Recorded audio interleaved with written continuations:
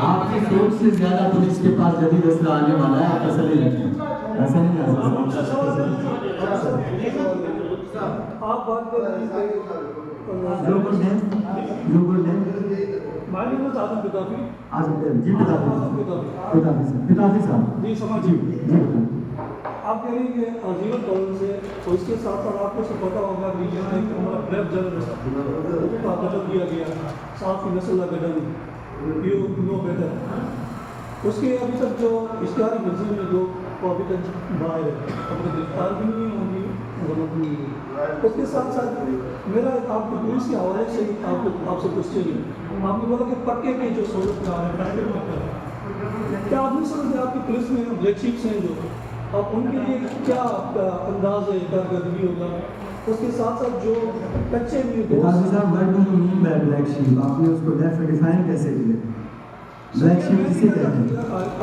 Your department also defined it. मैं आपसे पूछ रहा हूँ ना पिताजी साहब, देखें आपने क्वेश्चन पूछा, मैंने आपसे जवाब मांगा। Yes I answer. ये आपके डिपार्टमेंट, मेरे डिपार्टमेंट को छोड़ें। नहीं आपकी इंक्वायरीज हैं उनके ऊपर। हाँ, वो मेरे सामने रखिएगा। डेफिनेटली अगर ऐसी इंक्वायरी है जिसकी क्रेडिबल इंफॉर्मेशन है, डेफिनेटली उसको मैं स्पेयर नहीं करूँगा। लेकिन चूँकि सवाल नहीं सकता, मैं बिल्कुल मैं स्पेयर नहीं करूँगा। लेकिन मैं आपको बताऊँ ना, मुझे भी अननोन नंबर से कॉल आ रहा है, मुझे नहीं पता कि दूसरी तरफ कौन बात कर रहा है।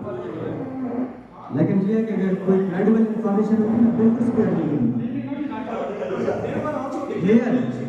हेयर से पे मैं नहीं जाऊँगा, हेयर से पे नहीं जाऊँगा।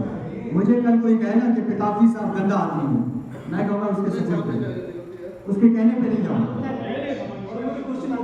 जी जी मुकम्मल करें। सर वो आपकी इंक्वायरीज में वो डिफॉल्टर हुए हैं, वो सारी इंक्वायरीज मैं देख लूँगा।